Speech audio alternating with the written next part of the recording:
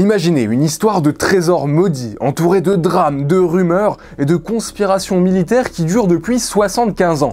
C'est l'histoire vraie autour du plus grand trésor américain qui aurait échappé à des générations de chasseurs de trésors en tout genre. On plonge ensemble dans les mystères qui entourent Victorio Peak, une montagne qui renfermerait un trésor inestimable. Bonjour, je suis Sylar et sur cette chaîne on se raconte des histoires extraordinaires. L'affaire d'aujourd'hui me fascine et ferait un film assez exceptionnel. Et juste avant de commencer, je vous présente le sponsor de cette vidéo, vous commencez à le connaître, hein, c'est CyberGhost VPN. CyberGhost VPN, c'est le VPN que j'utilise, ça vous permet de masquer votre adresse IP, chiffrer vos données et rediriger l'intégralité de votre trafic internet par un tunnel sécurisé. L'interface est vraiment simple à utiliser et très claire, ça vous protège contre les logiciels espions par exemple, et ça vous permet aussi d'utiliser internet de façon anonyme et sécurisée depuis chez vous, ou bien à partir d'un réseau Wi-Fi public, dans des cafés, des gares, à la fac, ou bien au resto. Mais avec CyberGhost VPN, vous pouvez aussi débloquer du contenu géorestreint lié au streaming, par exemple avec un accès catalogue à 40 plateformes de streaming. Alors c'est parfois pratique pour découvrir du contenu qui n'est pas encore disponible dans votre zone géographique en vous connectant depuis l'étranger par exemple, et vous pouvez regarder la plupart des compétitions automobiles en live, hein, notamment sur des chaînes de télévision locales. Je m'en sers quand je suis en déplacement en France ou à l'étranger, et surtout très souvent quand je cherche des sources qui ne sont pas francophones. On est très souvent bloqué sur certains sites, et ben là ça me permet d'avoir vraiment les informations. CyberGhost VPN, c'est 38 millions d'utilisateurs à travers le monde, d'excellentes notes sur Trustpilot, et ça fonctionne sur tous les systèmes d'exploitation, hein, que ce soit Apple, Android, Windows, et sur 7 appareils différents, de la télé à la Smart TV. Vous pouvez donc en faire profiter tous vos proches. En utilisant le lien en description, vous bénéficiez d'un tarif spécial de 2,03 € par mois, soit une remise de 83% et de 4 mois offerts, et si jamais vous n'êtes pas convaincu, CyberGhost VPN offre une garantie de 45 jours satisfait ou remboursé, avec un support client français qui est disponible 7 jours sur 7 et 24 heures sur 24, donc profitez-en. 28 milliards de dollars en or cachés quelque part dans une grotte sous Victorio Peak, au Nouveau-Mexique. Les rumeurs courent depuis 75 ans et Victorio Peak, c'est une montagne dressée en plein milieu d'un vieux lac asséché, le bassin Ambrillo. Tout autour, c'est le grand vide, 160 km de rien, le désert, et l'endroit signifie littéralement la route de l'homme mort, nommée à l'époque par les conquistadors espagnols qui avaient visiblement compris que c'était pas un coin hospitalier. Mais c'est dans cette zone que vit alors un certain Milton Ernest Noss, surnommé Doc. Avant d'arriver là, Doc a été arrêté à plusieurs reprises. Vol, exercice illégal de la médecine au Texas, et il tenait également une émission de radio à Elk City en Oklahoma, où il prétendait pouvoir prédire l'avenir des gens grâce à l'astrologie. En apparence, Doc a tout de l'escroc à la petite semaine, et en 1933, il épouse alors Ova Beckworth, et les deux s'installent à Hot Springs dans le Nouveau-Mexique. En novembre 1937, Doc se rend à Victorio Peak pour chasser le cerf. Il est accompagné de Ova et 4 autres personnes. Et pendant que Ova et les épouses des autres chasseurs s'affairent au campement, eh bien les chasseurs, ils vont chasser. Doc grimpe seul au sommet du pic Victorio. Alors il va en altitude pour essayer d'avoir un point de vue et repérer les cerfs. Le problème, c'est qu'il se met subitement à pleuvoir. Mais vraiment pleuvoir intensément. Alors Doc s'abrite comme il peut sous un surplomb rocheux près du sommet de la montagne. Bon, vous connaissez ces situations, il pleut, on est coincé dans un endroit, et en attendant de pouvoir reprendre notre chemin, on se met à regarder un peu partout pour essayer de passer le temps, en attendant qu'il arrête de pleuvoir. Et là, Doc remarque une pierre qui semble placée là délibérément. Alors sous-entendu, elle a été placée là par l'homme, et plus étrange encore, il sent un espèce de courant d'air au niveau de ses jambes. Alors curieux, et parce qu'il n'a rien de mieux à faire, Doc tire dessus, mais la pierre ne bouge pas. Alors du coup, à main nue, il creuse un peu autour de la pierre, suffisamment pour pouvoir glisser ses mains dessous et la soulever. Et là, il découvre un passage qui mène droit dans la montagne. Non, vraiment, ça commence comme dans un film, et ce n'est que le début. Il fait noir, mais Doc, en jetant un œil à l'entrée, remarque un vieux puits, une construction humaine, avec un gros poteau en bois fixé d'un côté, et une échelle en bois qui descend dans un trou, mais l'échelle est brisée. À première vue, il se dit que ça ressemble à une ancienne mine. Doc attend que la pluie s'arrête et il retourne au camp, et là il raconte tout à Ova discrètement. Ils décident tous les deux de garder cette découverte secrète, et quelques jours plus tard, les voilà de retour, ni vu ni connu, mais cette fois-ci bien équipés. Ils ont des cordes et des lampes de poche, Doc teste le vieux poteau, mais ça n'a pas l'air très sûr, donc il opte pour une descente dans le puits, à l'aide d'une corde. Ova ne peut pas l'accompagner à cause de sa stature, un peu trop large, alors elle le surveille d'en haut et Doc continue de descendre dans les profondeurs de la montagne sur 18 mètres. En approchant du fond, un énorme rocher suspendu au plafond lui bloque presque le passage, mais il arrive à se frayer un chemin. Arrivé au fond, Doc entre dans une chambre naturelle de la taille d'une petite pièce. Selon son témoignage, sur les murs se trouvent des dessins, certains peints et d'autres gravés, qui semblent avoir été faits par des individus des Premières Nations. Doc remarque qu'à une extrémité de la cavité, le puits continue vers le bas. Alors, encore une fois, Doc entame une descente, 38 mètres, et là, c'est saisissant. Le puits s'ouvre sur une grande caverne naturelle. Doc pose pied au sol, il fait toujours noir, évidemment. C'est angoissant et Doc prend peur en découvrant un squelette humain agenouillé et solidement attaché à un piquet qui est enfoncé dans le sol. Les mains du squelette sont liées dans le dos, ça laisse penser que la personne a été abandonnée là, et normalement, on se dirait que c'est le bon moment pour faire demi-tour, mais pas Doc, il continue d'avancer et découvre d'autres squelettes, la plupart attachés et sécurisés à des piquets comme le premier. Doc avance encore et trouve encore plus de squelettes empilés dans une petite cavité, semblable à une chambre funéraire, et en tout, il aurait trouvé 79 squelettes humains, des restes de soldats espagnols en armure, dans les cavernes de la montagne. Alors les sources varient et on est uniquement sur du témoignage, mais à chaque fois ça chiffre au moins à une dizaine de squelettes. Mais ce n'est pas le plus surprenant parce que Doc fait une découverte qui dépasse l'imagination. À force de marcher dans un embranchement de la caverne, il tombe sur un trésor. Il contient des pièces de monnaie, des joyaux, des sels et des artefacts décrits comme inestimables, toujours selon lui, dont une statue en or de la Vierge Marie. Il trouve également de vieilles lettres, dont la plus récente est datée de 1880. Incroyable, mais ce n'est toujours pas le plus surprenant. Dans un autre passage encore plus profond, Doc trouve ce qu'il croit être une pile de lingots de fer sans valeur. Il estime qu'il y avait des milliers de ces lingots empilés contre un mur. Sur le moment, il peut à peine en soulever un, encore moins penser à le ramener à la surface. Donc sur le moment, il se dit que c'est inespéré, il veut ramener le plus de choses possible avec lui, et il remplit ses poches de pièces d'or, s'arme de quelques épées incrustées de joyaux, et toujours selon lui d'une couronne ornée de diamants, et il remonte très péniblement vers son épouse Ova, qui l'attend à la surface depuis un moment. Doc lui raconte tout, et il lui montre ses trouvailles, puis il redescend pour remonter avec un petit lingot de fer. Et là, Ova, elle examine un peu le lingot. Elle décide de le faire rouler, et là, le gravier de la colline, il va gratter la crasse noire qui recouvrait le lingot, parce qu'en fait, il y a un petit éclat jaune qui brille, et ce lingot, c'est une barre en or massif. Après leur incroyable découverte, Ova et Doc retournent discrètement et à plusieurs reprises explorer la grotte dans la montagne, mais c'est toujours Doc qui descend. Et là, il se rend compte de l'ampleur du trésor découvert. Des joyaux, des ustensiles, des armures, et surtout 16 000 lingots d'or. Et les squelettes dans tout ça, eh bien ce seraient des troupes espagnoles. Il y a pas mal de spéculations autour de comment est-ce qu'ils auraient pu arriver là. Mais on y revient un peu plus tard. Pour l'heure, ils campent à chaque fois au pied de Victorio Peak et leur organisation est précise. Doc récupère systématiquement 2 lingots d'or et autant de reliques qu'il peut transporter. Mais méfiant, ne faisant même pas confiance à Ova, il cache à chaque fois ses trésors dans le désert, à des endroits qu'il garde secrets.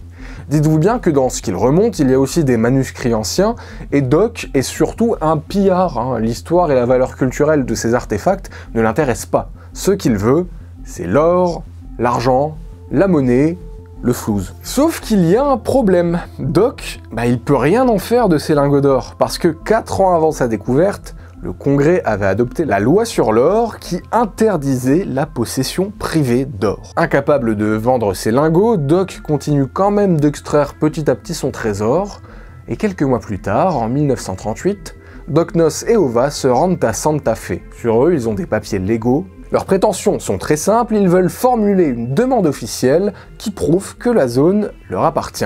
Ce faisant, ce trésor découvert sur leur territoire serait donc leur propriété. En fait, à ce moment aux États-Unis, la personne qui trouve un trésor a généralement une réclamation légalement valide dessus, à l'exception unique du propriétaire véritable ou d'origine, si ça peut être démontré. Dans ce cas précis, ils se disent qu'ils auraient donc potentiellement le droit de garder ce fameux trésor. Donc ils essayent un peu de faire reconnaître ça légalement, ça ne marche pas trop, mais en parallèle, ils continuent à sortir l'or du site, en le cachant un peu autour du désert. Au total, il aurait sorti environ 200 lingots d'or.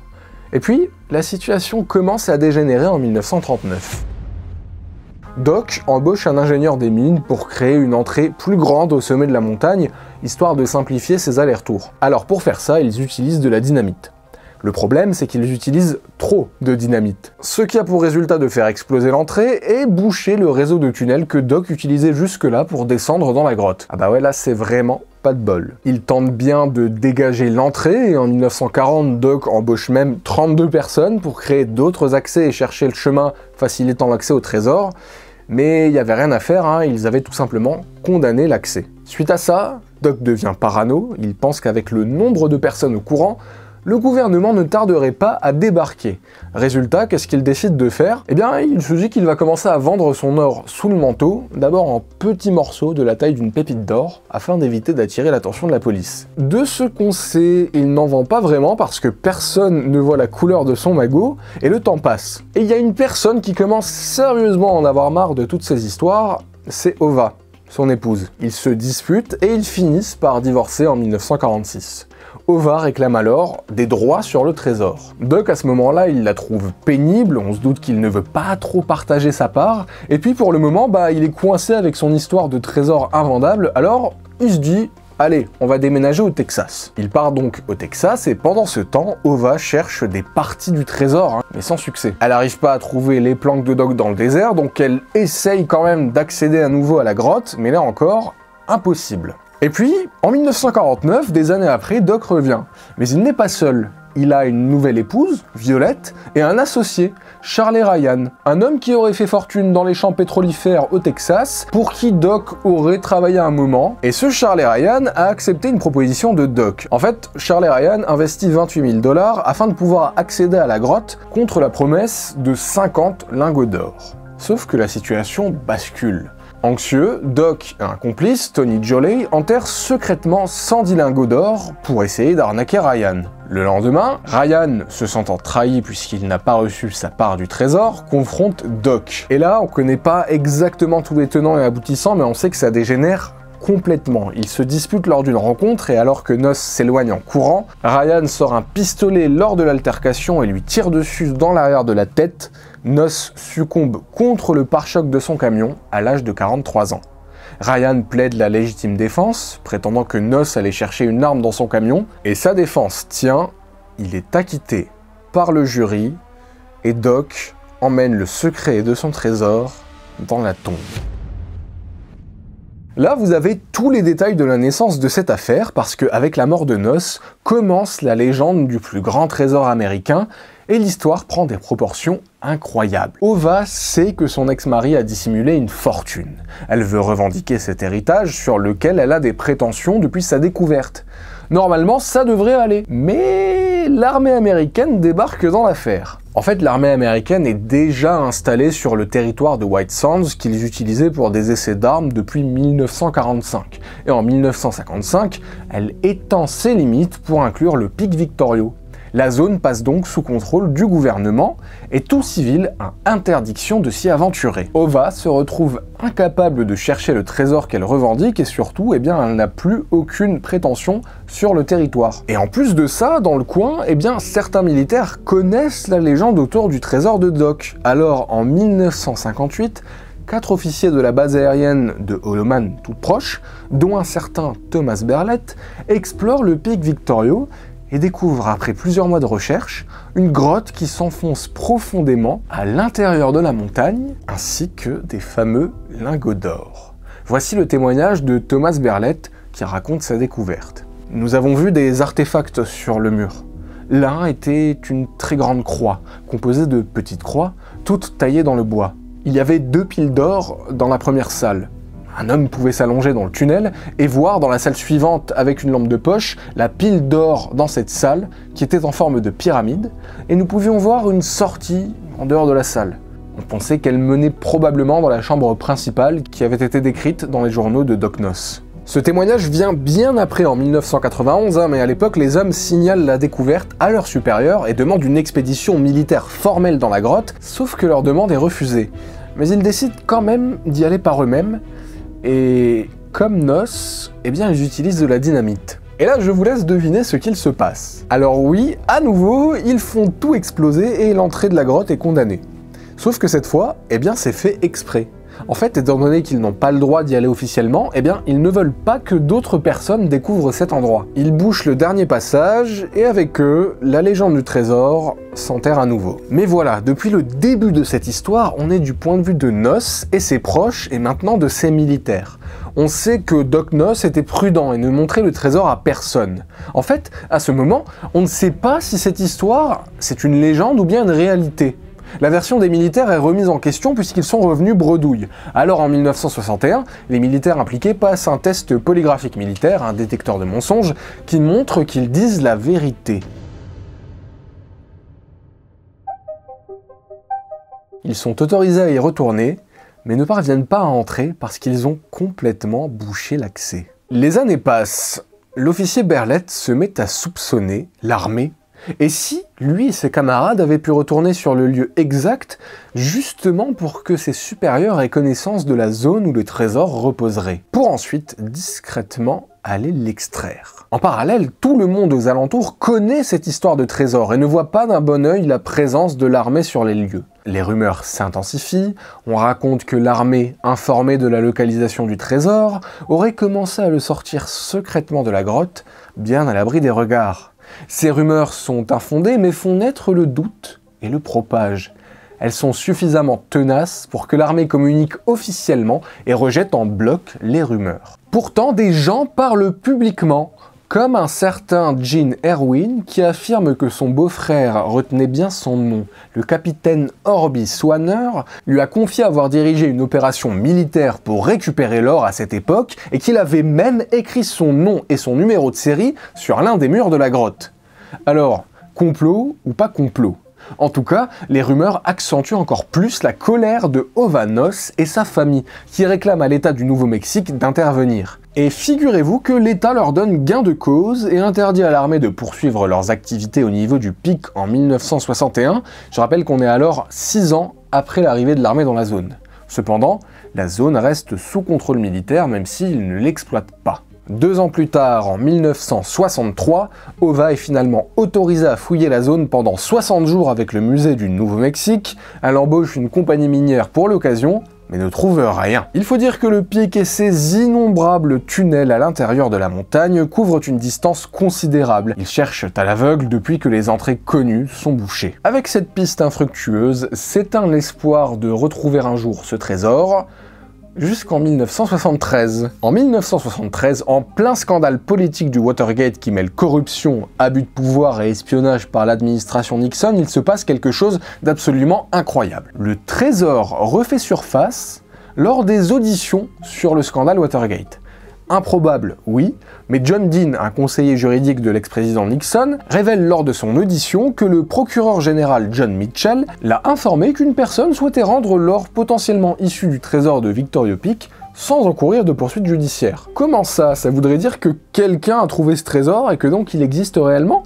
De là, un célèbre avocat, F. Lee Bailey, débarque et dit représenter une 50aine de clients qui connaissent la localisation précise de l'or. Ça commence à faire beaucoup. Bailey espère alors obtenir la permission de l'armée pour accéder au site et déterminer si ses clients ont des droits légaux sur les lingots. Et si l'affaire ressurgit à cette époque précise, c'est aussi parce que la loi sur la réserve d'or, dont on avait parlé plus tôt, est sur le point d'être levée.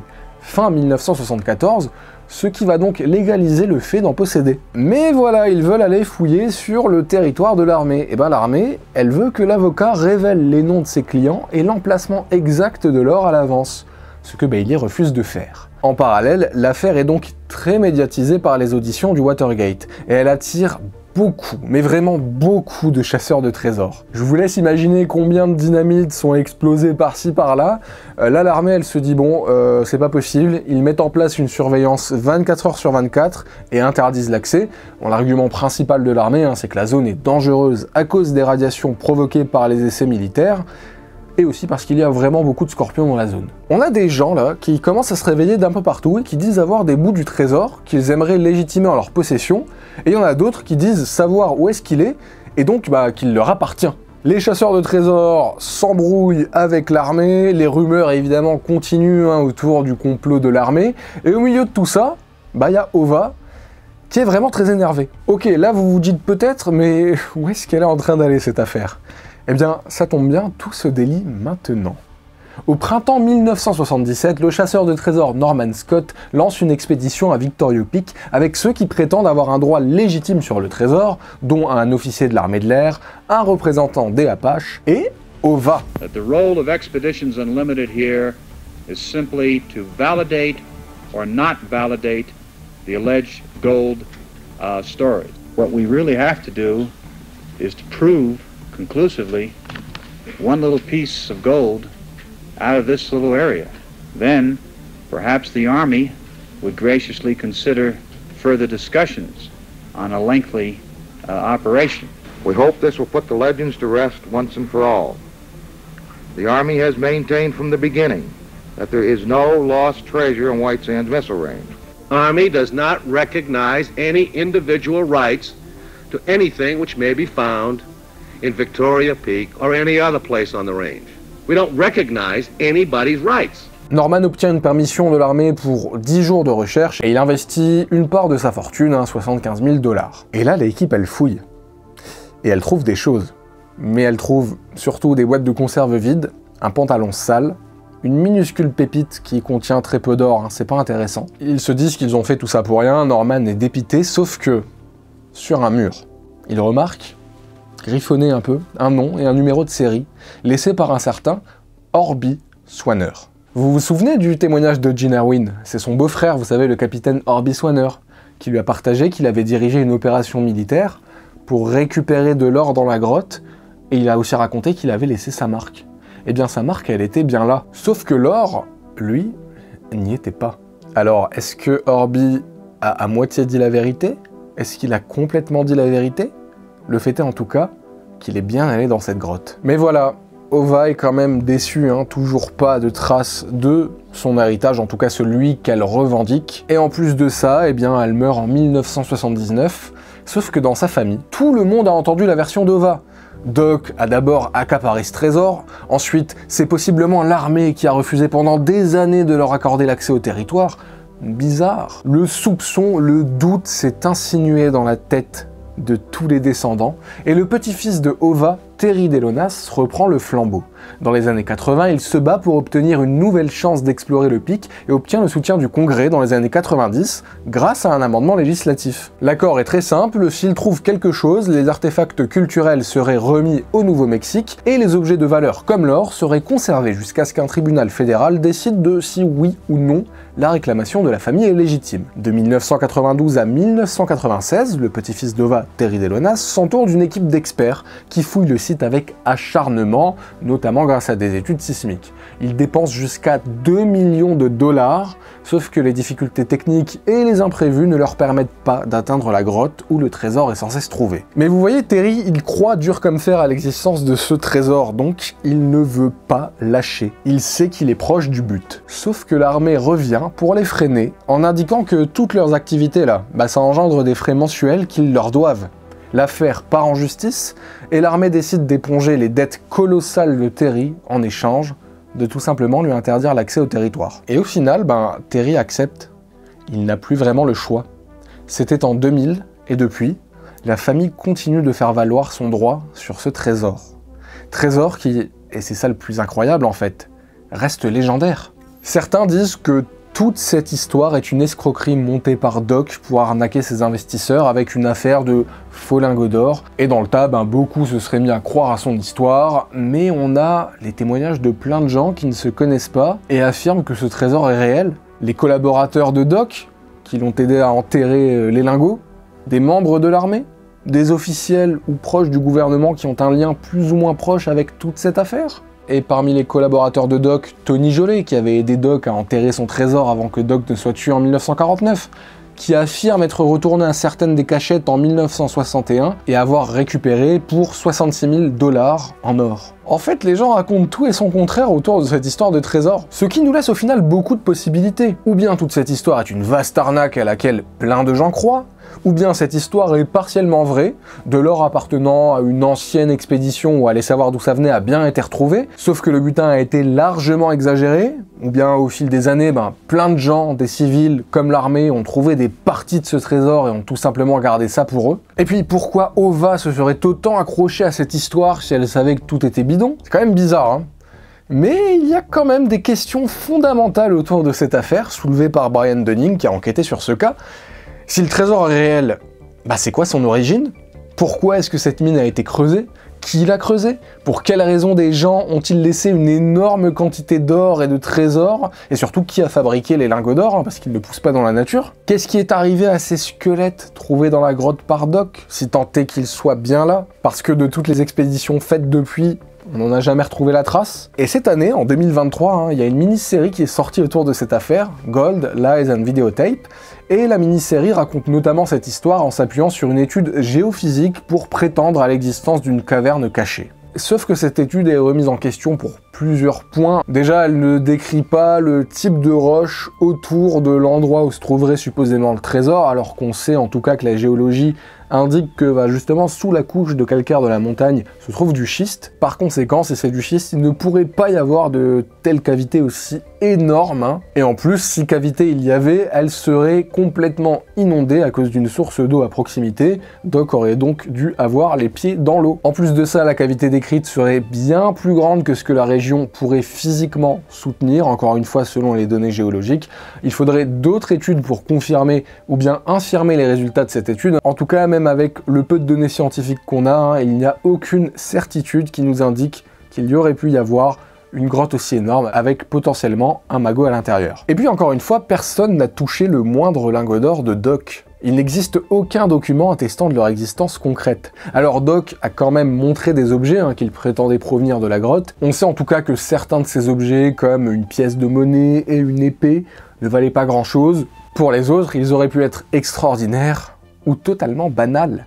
Et puis souvenons-nous aussi que Doc traîne une réputation d'escroc dont je vous parlais au tout début de la vidéo. Quant au trésor en lui-même, la légende parle de 16 000 lingots d'or, estimés entre 100 et 450 tonnes. Historiquement, avant 1700, la production était de moins d'1 tonne par an et n'a augmenté que légèrement durant le règne de Maximilien.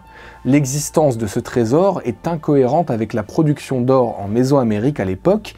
Et encore une fois, il n'y a aucune trace de disparition massive d'or dans les archives historiques. L'existence d'un trésor, en tout cas de cette ampleur, est donc peu probable à la lumière en tout cas de ce qu'on sait historiquement, à partir des infos à notre disposition. Mais au final, si le trésor n'est pas de cette ampleur, mais qu'il y avait quand même quelque chose qui a été trouvé, eh bien, rares sont ceux qui iraient crier sur tous les toits, même dans un but culturel, qu'ils sont tombés sur un gros magot. Et d'ailleurs, il y a aussi beaucoup de théories sur l'origine de ce trésor, mais ce ne sont que des spéculations tant qu'il n'a pas été trouvé et expertisé. Terry, par exemple, y croit.